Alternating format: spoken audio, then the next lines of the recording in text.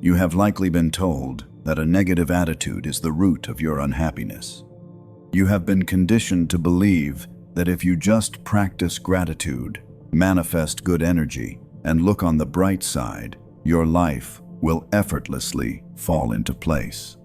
But if you constantly feel exhausted by the demand to be positive, it isn't because you are broken, and it isn't because you are pessimistic.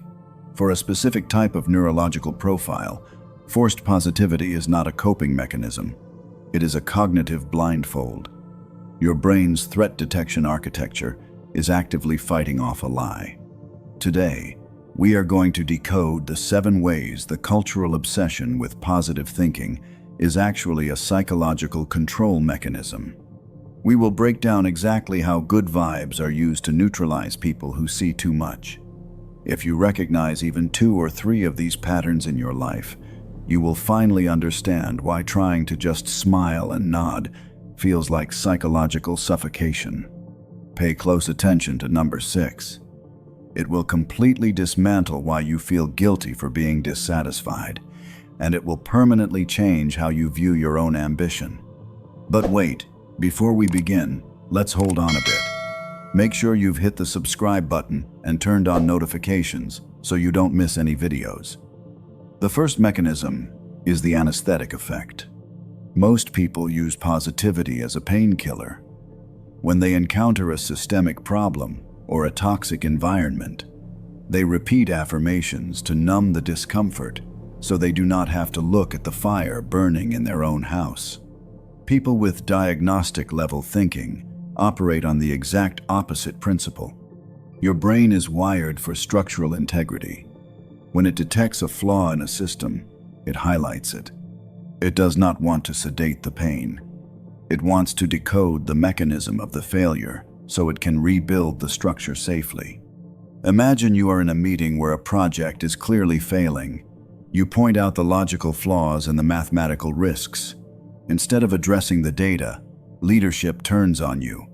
They tell you to be a team player, to stop focusing on the problems, and to bring more positive energy to the space. They use the demand for positivity to completely invalidate your objective reality. Your negativity in this scenario is not pessimism, it is systemic awareness. You are acting as a diagnostic tool. The downside is that society prefers compliant workers over diagnosticians. You will often feel deeply alienated simply because you refuse to close your eyes to the fire. This refusal to look away leads directly to the second mechanism of control. The second mechanism is the guilt factory. Most people accept the premise that happiness is entirely a choice. Therefore, if they feel anxious or unfulfilled, they believe they just aren't trying hard enough to be grateful. People with high calibration emotional processing know that emotions are not choices. They are data points. Your brain generates frustration or sadness as a biological signal that something in your environment requires immediate adaptation. The positivity industry hijacks this by creating a secondary layer of suffering. It tells you that your biological warning system is a moral failure. You might experience a legitimate period of burnout. Instead of helping you change your unsustainable environment, well-meaning friends tell you to write in a gratitude journal.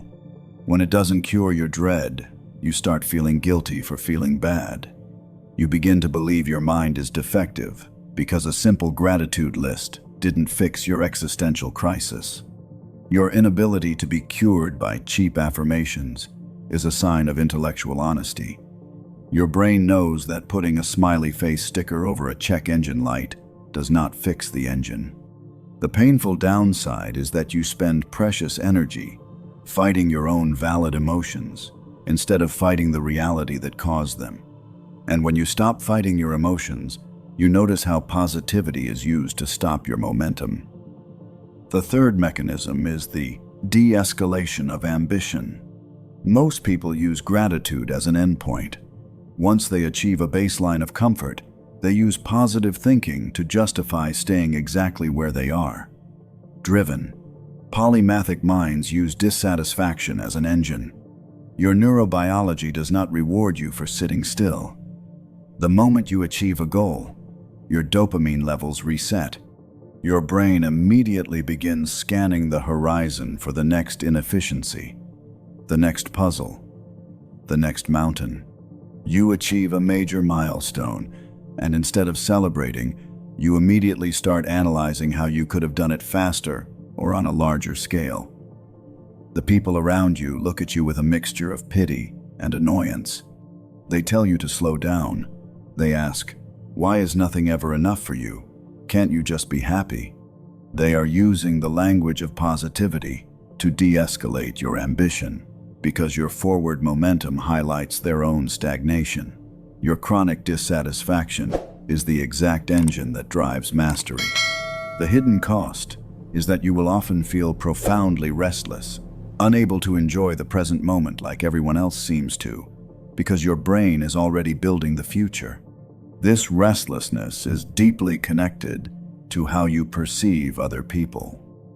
The fourth mechanism is the suppression of intuition.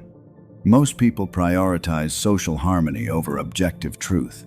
They will gladly ignore red flags and excuse terrible behavior if it means avoiding an uncomfortable confrontation. People with high-level cognitive processing operate with an advanced, always-on threat detection system. You process micro-expressions, shifts in tone, historical behavioral patterns, and logical inconsistencies in the background of your mind without even trying. The psychological trick of positive thinking is that it demands you voluntarily turn off this radar. You are introduced to a charismatic new person in your social circle. Everyone loves their good vibes, but within 5 minutes, your stomach drops. Your brain connects 3 disparate pieces of data and concludes they are manipulative. When you express this hesitation, you are told to stop being so judgmental and to give them a chance. You swallow your intuition. 6 months later, they betray the group. Your skepticism is not a personality defect. It is an evolutionary survival mechanism. You are running advanced risk assessment. The severe downside is the intense isolation of seeing the storm coming while everyone else is enjoying the sunshine, telling you that you are crazy for holding an umbrella. Which brings us to a much more insidious form of control. The fifth mechanism is the empathy hijack. Most people project their own worldview onto others, assuming everyone operates with the same baseline intentions. People with systemic empathy have the rare capacity to hold multiple emotional realities in their mind at the exact same time. Cognitive empathy allows you to construct a highly accurate mental model of another person's pain. Manipulators use the shield of positivity and forgiveness to exploit this. They force your brain to process their emotional pain instead of your own justified anger. You confront a friend or a partner for crossing a major boundary. Instead of taking accountability, they start crying about how overwhelmed they are and how much they need your positive support right now. Your mirror neurons hijack your boundary. You drop your grievance and end up comforting the person who just betrayed you. This is not a lack of a spine. It is highly sophisticated emotional bandwidth being used against you as a psychological shield. The exhausting downside is that you become a free therapist for emotional vampires, carrying luggage that does not belong to you just to keep the peace. Now, we reach the mechanism I mentioned earlier. Pay close attention to this one. The sixth mechanism is the nuance eraser. Most people prefer to live their lives in black and white, right or wrong, positive or negative. It requires very little caloric energy to think this way. High-level thinkers live almost entirely in the gray area. You possess cognitive complexity, which means you have the ability to hold 2 opposing truths in your mind simultaneously without your brain short-circuiting. The toxic positivity movement forces a reductive, binary choice onto a complex reality, making you look scattered or pessimistic when you try to explain context. In a heated discussion, you try to say, I agree with the goal we are trying to achieve, but the methodology we are using is deeply flawed and needs to be criticized. They immediately interrupt and declare, "Why are you always so negative?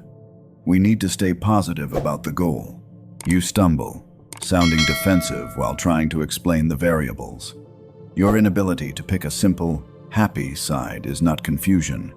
It is a fierce resistance to reductive thinking.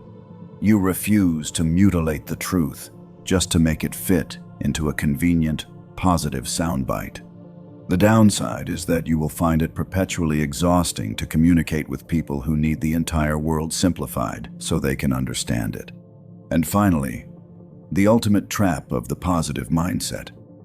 The seventh mechanism is the illusion of control. Most people desperately need to believe that if they just think the right thoughts, they are completely safe from the chaos of the world. People with macro-level analytical skills understand the role of systemic variance and random probability. The core tenet of extreme positive thinking is a cognitive distortion, the belief that your internal thoughts directly control external reality. For a logical brain, this is a dangerous delusion. Your mind prefers to prepare for worst-case scenarios not because you want them to happen, but because preparation lowers the cognitive load when chaos inevitably strikes. You are planning a major life move or a business venture. You spend weeks mapping out contingency plans for everything that could go wrong. People tell you that you are manifesting failure by focusing on the negative. When a crisis actually hits, they panic because they only planned for sunshine. You smoothly execute Plan B. Defensive pessimism is not a lack of faith. It is tactical foresight. You are building lifeboats while everyone else is decorating the deck of the Titanic. The heavy burden is that you are rarely allowed to enjoy the naive, carefree optimism that others experience, because you are always the designated adult in the room. We need to completely stop defining intelligence by the degrees hanging on a wall, the corporate titles held for decades, or the linear markers of success that society praises. Those are merely metrics of compliance. They measure how well you follow rules. They do not measure the depth of your cognition or your ability to see the invisible structures governing society. The goal here is to fundamentally shift the question you ask yourself when you feel out of place, exhausted, or misunderstood. You need to stop asking, "Why can't I just be happy and positive like everyone else?" You need to start asking, "How is my brain currently being targeted precisely because of how deeply it processes reality?" When you understand that forced positivity is often just a control mechanism designed to keep people quiet and compliant, it loses its grip on you. You stop feeling guilty for seeing the cracks in the foundation. You realize your tendency to analyze, to question, and to remain dissatisfied was never a sign that you were broken. It is a weaponized reflection of a mind that is fully awake. Take a moment and look back at the 7 points we just covered. Tell me in the comments down below which number hit the hardest for you. Which one perfectly described a dynamic you haven't been able to put into words until today? If this video brought you clarity and gave you a new framework for understanding yourself, hit the subscribe button and like this video. We will continue to decode the invisible systems around you. Stay observant.